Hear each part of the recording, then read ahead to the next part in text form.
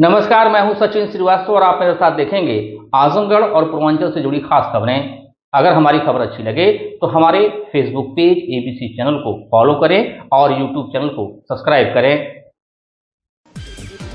खबर के प्रायोजक हैं साई इंटरनेशनल स्कूल पूरा Pande, Bhaduri Bazar, Azamgarh. Admission open nursery to class 9th and 11th। Aakash synchro programme with Sai international school. Admission open medical engineering and foundation. Ginni apparel, complete family shop for apparel shopping. Civil lines Azamgarh, up to 50% of.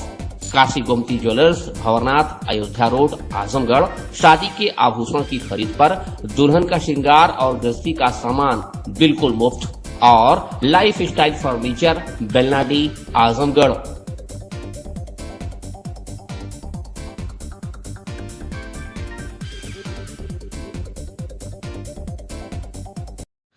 खबर आजमगढ़ से, जहां नान जेडए की भूमि पर बसे 12 लोगों को हटाने का कार्य मंगलवार को शुरू हो गया है। जेसीबी लगाकर ओवरब्रिज निर्माण के रास्ते में बाधक बन रहे भवनों को तोड़ने का कार्य शुरू कर दिया गया है। इस बात को लेकर भवन स्वामियों में रोष देखने को मिला है।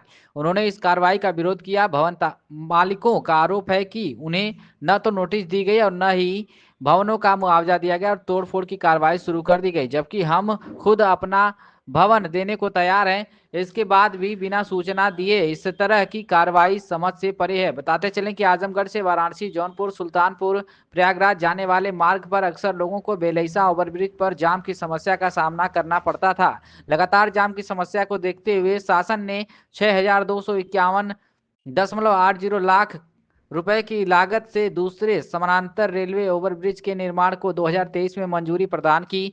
717.42 मीटर लंबे और 7.50 मीटर चौड़े 2 लेन पुल ओवरब्रिज का निर्माण शुरू में काफी तीव्र गति से हुआ। इसका परिणाम रहा कि दक्षिणी हिस्से का काम काफी तेजी से हुआ। इस ओवरब्रिज का निर्माण जनवरी 2026 में ही पूरा होना था, लेकिन इसके निर्माण में नान जेडए की भूमि पर बने 12 आवासीय बने थे।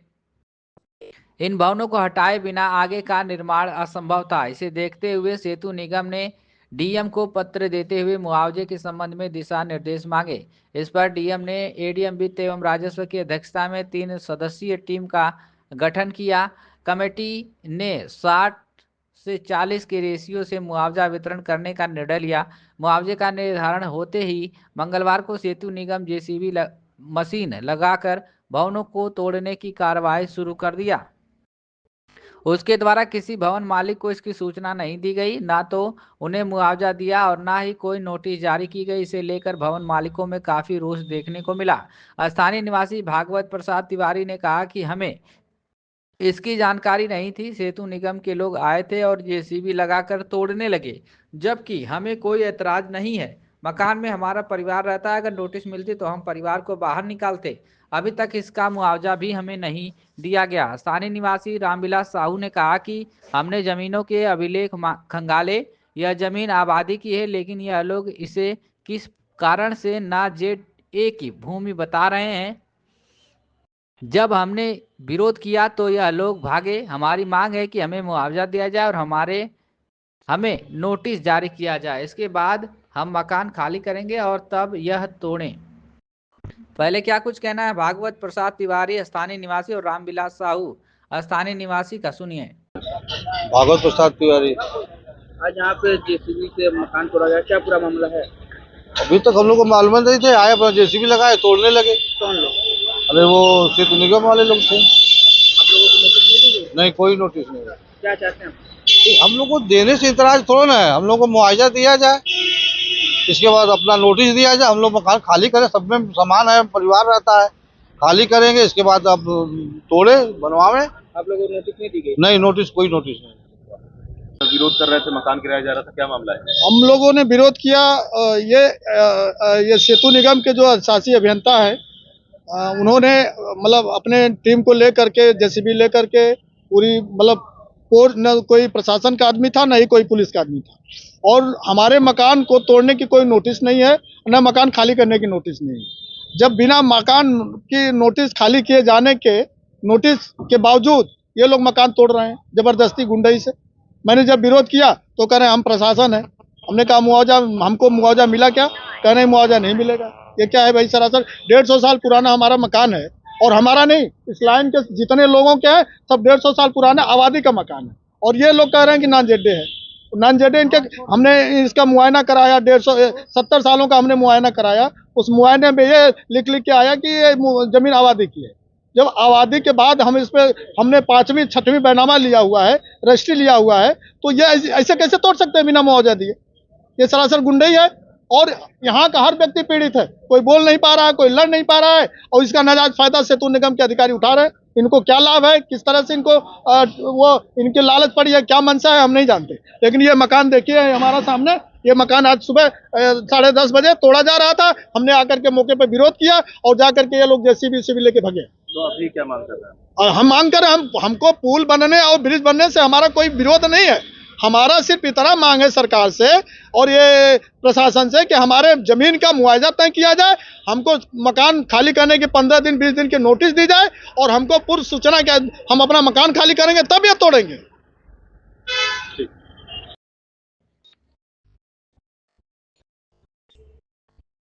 वहीं इस मामले में अधिशासी अभियंता सेतु निगम ज्ञानेंद्र वर्मा ने बताया कि जिस मकान को गिराया गया है वहां पर ओवरब्रिज का एक पिलर आ रहा है। दुकान को पैसा दिया जा चुका है और उसने सहमति भी प्रदान कर दी है। दुकान को खाली भी कर दिया गया है, इसके बाद ही उसकी दुकान को हटाया गया है। बाकी लोगों को नोटिस जारी कर और मुआवजे का भुगतान करके ही हटाया जाएगा। आजमगढ़ जिले के महाराजगंज थाना क्षेत्र के बड़हरडीह गांव में छोटी सरयू नदी के पुल के नीचे मंगलवार को उस समय सनसनी फैल गई जब ग्रामीणों ने लगभग आधा दर्जन गौवंशों के कटे सिर पड़े देखे।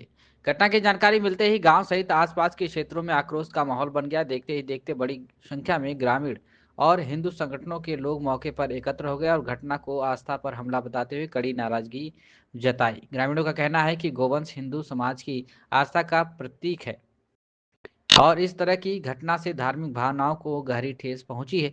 लोगों ने आशंका जताई है कि किसी शरारती तत्व द्वारा जानबूझकर क्षेत्र का माहौल खराब करने की नीयत से यह कृत्य किया गया है। घटना की सूचना मिलने पर स्थानीय पुलिस तुरंत मौके पर पहुंची और स्थिति को नियंत्रित किया। पुलिस ने मौके का मुआयना कर साक्ष्य एकत्र किए तथा आसपास के क्षेत्रों से पूछताछ शुरू की। घटना की जानकारी मिलते ही सीओ सगड़ी भी मौके पर पहुंचे और गौवंश पर हुए क्रूरता का गंभीरता से संज्ञान लिया तथा आवश्यक निर्देश दिया। पुलिस अधिकारी का कहना है कि मामले की गंभीरता को समझते हुए सभी पहलुओं को ध्यान में रखकर जांच की जा रही है। सीसीटीवी फुटेज, मोबाइल लोकेशन और संदिग्ध गतिविधियों सहित सभी संभावित तकनीकी पहलुओं को भी जांच के दायरे में लाया जा रहा है ताकि दोषियों तक जल्द पहुंचा जा सके। वहीं हिंदू संगठनों के पदाधिकारियों ने घटना की कड़ी निंदा करते हुए दोषियों की शीघ्र गिरफ्तारी की मांग की है। उन्होंने चेतावनी दी कि यदि जल्द खुलासा नहीं हुआ तो आंदोलन किया जाएगा। फिलहाल मौके पर पुलिस बल तैनात कर क्षेत्र में शांति व्यवस्था बनाई रखी जा रही है और लोगों से संयम बरतने की भी अपील की जा रही है। इस संबंध में एसपी ग्रामीण चिराग जैन ने बताया कि मुकदमा दर्ज कर लिया गया है। घटना के अनावरण के लिए 4 टीमों का गठन कर दिया गया है। दोषियों के खिलाफ कड़ी से कड़ी कार्रवाई की जाएगी। गैंगस्टर एक्ट के तहत भी कार्रवाई होगी। संपत्ति भी जब्त की जाएगी। थाना महाराजगंज के अंतर्गत गौकाशी की सूचना प्राप्त हुई थी। इस सूचना पर तत्काल थाना महाराजगंज की पुलिस मौके पर पहुंची। मौके पर बरामद गौवंशों के आधार पर अग्रिम विधिक कार्रवाई की जा रही है। एफआईआर दर्ज कर ली गई है। 4 टीमों का गठन किया गया है। जल्दी घटना का अनावरण किया जाएगा और दोषियों के विरुद्ध कड़ी से कड़ी कार्रवाई की जाएगी। इसमें गैंगस्टर की कार्रवाई भी की जाएगी और उनकी संपत्ति जब्ती करने की कार्रवाई भी आगे की जाएगी। सभी फॉरवर्ड बैकवर्ड लिंकेज के एनालिसिस भी पुलिस द्वारा किया जाएगा। खबर आजमगढ़ से, जहां उत्तर प्रदेश पुलिस आपातकालीन प्रबंधन प्रणाली यूपी 112 के माध्यम से त्वरित एवं प्रभावी नागरिक सेवाएं उपलब्ध कराने के उद्देश्य से उत्तर प्रदेश सरकार द्वारा जनपद आजमगढ़ को 11 नए 4 पहिया पीआरवी वाहन स्कॉर्पियो तथा 2 पहिया पीआरवी वाहन पल्सर आवंटित किए गए। यह आवंटन मुख्यालय पुलिस महानिदेशक यूपी 112 द्वारा किया गया। वर्तमान में जनपद आजमगढ़ में 57 4 पहिया एवं 16 2 पहिया पीआरवी वाहन क्रियाशील थे। नए वाहनों के शामिल होने के उपरांत अब जनपद में कुल 68 4 पहिया तथा 18 2 पहिया पीआरवी वाहन क्रियाशील हो जाएंगे, जिससे आपातकालीन सेवाओं की पहुंच और गति में उल्लेखनीय वृद्धि होगी। रिजर्व पुलिस लाइन्स आजमगढ़ में नए प्राप्त पीआरवी वाहनों का फ्लैग ऑफ कार्यक्रम आयोजित किया गया। बता दें कि वरिष्ठ पुलिस अधीक्षक आजमगढ़ डॉक्टर अनिल कुमार द्वारा प्राप्त 11 4 पहिया एवं 2 पहिया पीआरवी वाहनों को उनके आवंटित थाना क्षेत्रों हेतु हरी झंडी दिखाकर रवाना किया गया। उक्त पीआरबी वाहन उत्तर प्रदेश पुलिस द्वारा प्रदान की जा रही आपातकालीन सेवाओं जैसे पुलिस सहायता, अग्निशमन सेवा, चिकित्सा सेवा एवं राष्ट्र सुरक्षा को और अधिक प्रभावी बनाने के उद्देश्य से जनपद को उपलब्ध कराए गए हैं, जिससे नागरिक आपातकालीन हेल्पलाइन 112 के माध्यम से किसी भी समय त्वरित सुरक्षा एवं सहायता प्राप्त कर सके। कंदरापुर को एक, मुबारकपुर को एक, बिलरियागंज को एक, ताबरपुर को एक, अरवला को एक, सामेर को एक, देवगांव को एक, बर्दा को एक और मेहनगर को एक, तरवा को एक, महनाजपुर को एक पीआरबी वाहनों का आवंटन किया गया है, जबकि सिधाई थाने को एक और बिलरियागंज को एक 2 पहिया पीआरबी आवंटित किया गया है। क्या कुछ कहना है डॉक्टर अनिल कुमार एसएसपी आजमगढ़ का, सुनिए। 112 मुख्यालय द्वारा इमरजेंसी सेवाओं को और बेहतर करने के लिए लगातार नए वाहन जिला पुलिस को उपलब्ध कराए जा रहे हैं। इसी क्रम में आज 11 4 पहिया वाहन स्कॉर्पियो और 2 2 पहिया वाहन 112 की सेवाओं को और मजबूत करने के लिए आजमगढ़ पुलिस को उपलब्ध कराए गए थे। उनको आज हरी झंडी दिखा के फील्ड में ड्यूटी के लिए रवाना किया गया है। इस समय आजमगढ़ में कुल 68 4 पहिया वाहन और 18 2 पहिया वाहन जनता की शिकायतों पे त्वरित कार्रवाई के लिए फील्ड में मुस्तैद हैं। इससे पुलिस के रिस्पांस को और बेहतर करने में सहायता मिलेगी। आजमगढ़ जिले के बर्दा थाना क्षेत्र राजेपुर पशिका गांव के निकट जौनपुर आजमगढ़ हाईवे पर रविवार को देर शाम 9 बजे प्रयागराज से गोरखपुर जा रही गोरखपुर डिपो की रोडवेज बस को अज्ञात लोगों द्वारा रोक लिया गया। बस के आगे स्कूटी और बाइक खड़ी कर बस चालक 45 वर्षीय नित्यानंद शुक्ला पुत्र प्रेमनाथ निवासी बेलथरा रोड थाना बलिया कोतवाली निवासी परिचालक 35 वर्षीय दीपक पुत्र अशोक दीक्षित जिला हरदोई को गाली गलौज देते हुए मारा पीटा। बस परिचालक से नगद लगभग 10 लाख रुपए भी छीन लिया गया। बस की साइड के 3 शीशे तोड़ दिया गया। मौके पर स्थानीय पुलिस पहुंची घटना की जांच में जुटी रही। बता दें कि पुलिस ने इस मामले में मुकदमा दर्ज कर 2 लोगों को गिरफ्तार कर लिया है। पीड़ित परिचालक ने बताया कि प्रयागराज से बस 14 श्रद्धालु यात्रियों को लेकर गोरखपुर जा रही थी। भीरा बाजार में अज्ञात लोगों द्वारा रोकने का प्रयास किया तो बस नहीं रुकी। उक्त बस का पीछा कर 1 किलोमीटर दूर राजेपुर पशका गांव निकट सड़क के किनारे बस को रोककर 6 लोगों की संख्या में अज्ञात लोग लूटकर बस चालक से बस की चाबी छीन लिए, जबकि बस का स्टाफ जिला मुख्यालय में है। पहले क्या कुछ कहना है दीपक पीड़ित परिचालक का, सुनिए। दीपक का मामला है। मामला ये, हम लोग प्रयागराज से गोरखपुर को जा रहे थे, तो रास्ते में यहीं पर कौन सी जगह टेकमा भीरा के दौरान यहीं 2 लोग पहले स्कूटी से आकर के हमारी बाइक रुकवाए, बस को रुकवाए, तो हम लोग रोक दिए। रोकने के बाद में वो क्या किए, आए हैं और चालक की तरफ पहले हमला बोले हैं। उसके बाद शीशा तोड़ने चाबी निकाले, तो जब परिचालक का बाइक और कैश छीनने आई तो हम लोग गेट नहीं खोले तो शीशा तोड़ के पैसेंजर गेट खुलवाए। उसे खुलवा करके जब हम लोग बाहर निकले हैं तो लोग हमको मारे। उसके बाद मारने के बाद चालक को बहुत मारे, उतार करके मारे। उसके बाद हमारा कैश और बेबी कितना कैश हमारा 10,019 रुपया छीन लिया और कैश हम भाग कर अपनी जान बचा करके यहीं पीछे छुप गए जाकर कुछ दूरी पर आगे। जब प्रशासन मौके पर आ गया तब हम लोग आए। उसके बाद पैसेंजर को दूसरी गाड़ी में ट्रांसफर दी। कितने पैसेंजर थे? 14 यात्री थे हमारी गाड़ी में। हम लोग इस मार्ग पर चलते नहीं, हम लोग चलते नाग मेला में हम लोगों को ड्यूटी लगाएगी, तो हम लोग गोरखपुर से यहाँ आए थे प्रयागराज में।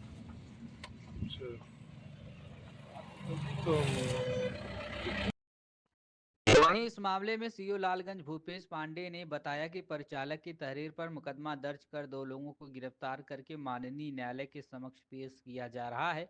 अग्रिम विधिक कार्रवाई प्रचलित है। पुलिस ने इस मामले में विनय कुमार सरोज पुत्र जमुना प्रसाद सरोज निवासी ग्राम परसोली थाना बर्दा जनपद आजमगढ़ और इंद्रसेन राजभर पुत्र धर्मराज राजभर निवासी ग्राम रफीपुर थाना शाहगंज जिला जौनपुर को गिरफ्तार करके उनके पास से घटना में प्रयुक्त एक लोहे की राड बरामद किया है। क्या कुछ कहना है भूपेश पांडे सीओ लालगंज का, सुनिए।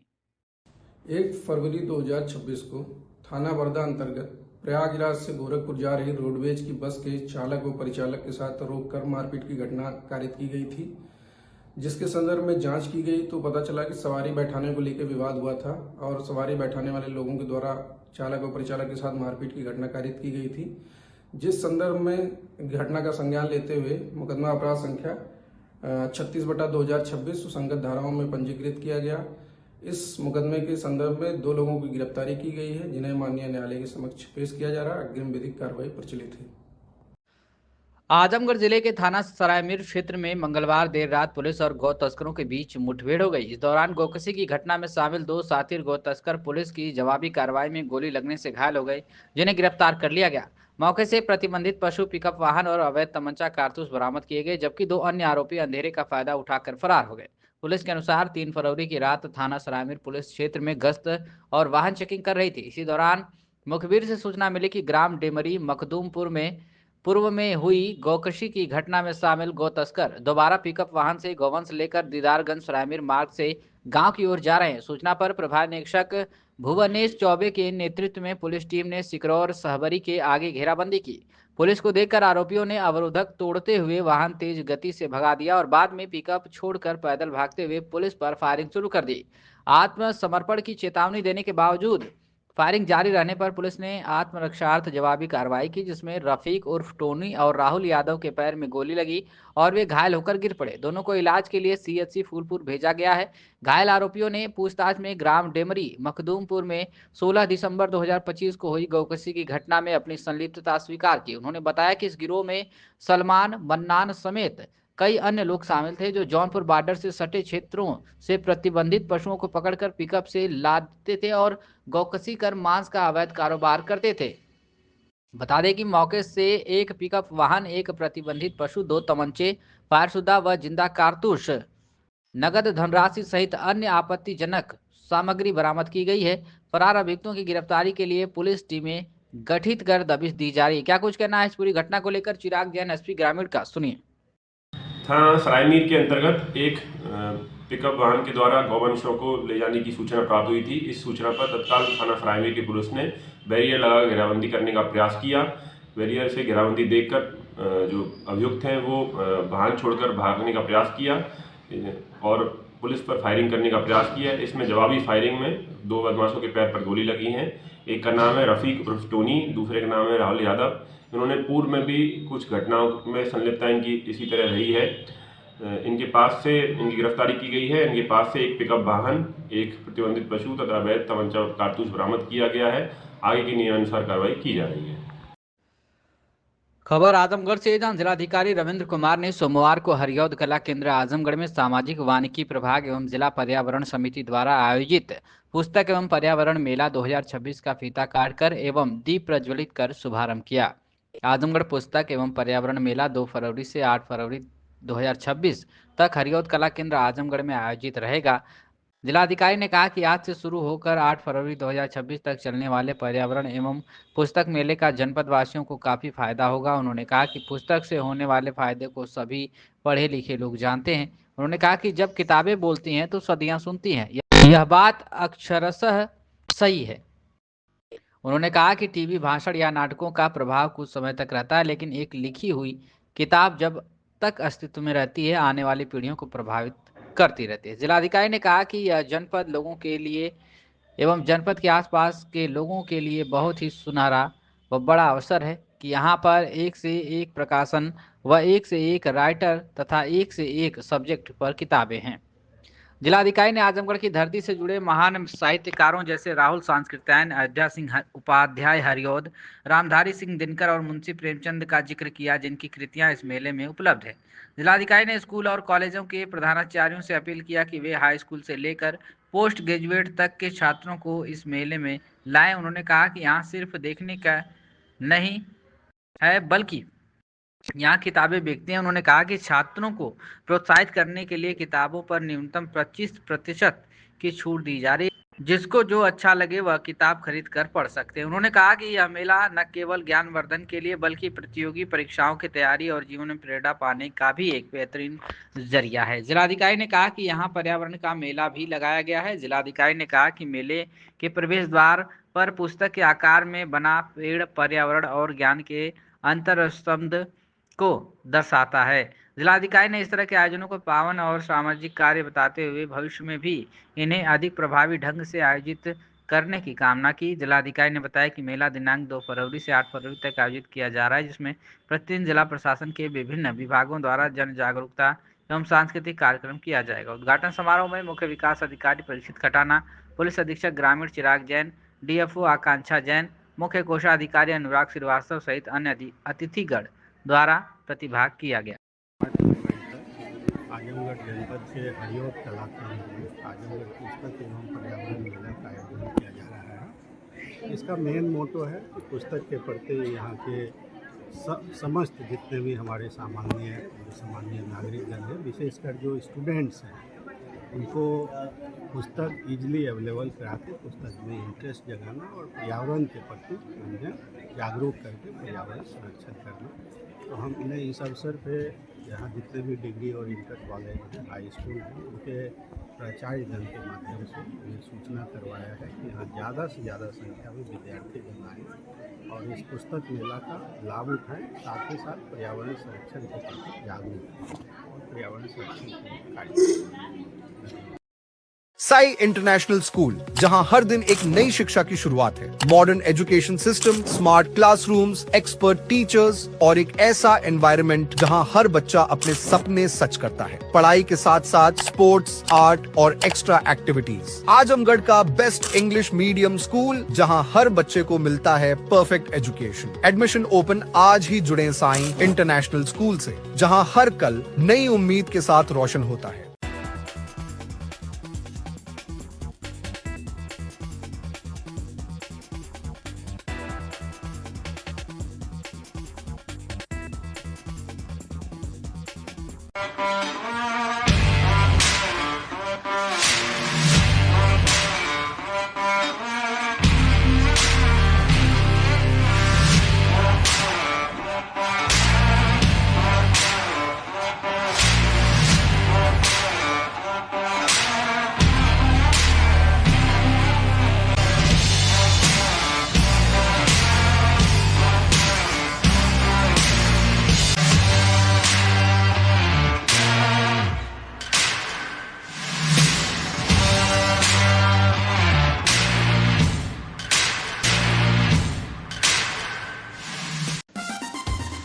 Kashi Gomti jewellers, A wing of Kashi Gomti group, निकट भंवरनाथ मंदिर, Ayodhya road, Azamgarh.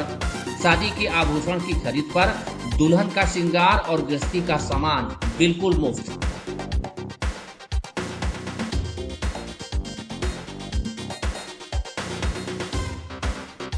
Gold, diamond और सिल्वर की ज्वेलरी का विशाल संग्रह, शुद्धता की 100% गारंटी।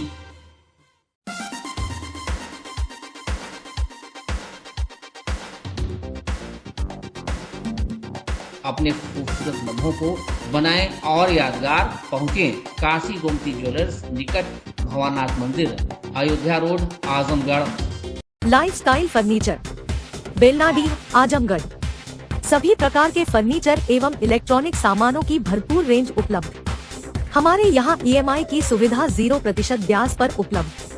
इलेक्ट्रॉनिक सामानों में LED TV, refrigerator, washing machine, air conditioner, air cooler, deep freezer, water cooler, mixer juicer, iron, fan, induction, battery, inverter, electric geyser, gas geyser, आटा चक्की इत्यादि। फर्नीचर के सामानों में बेड, गद्दा, सिंगारदान, अलमीरा, sofa, table, chair, rack, stool, संदीली, सीढ़ी, डाइनिंग टेबल, झूला आदि। शादी विवाह की हो तैयारी या ऑफिस और घर के लिए सामानों की करनी हो खरीदारी, पहुँचिए लाइफस्टाइल फर्नीचर, बेलनाडी, आजमगढ़।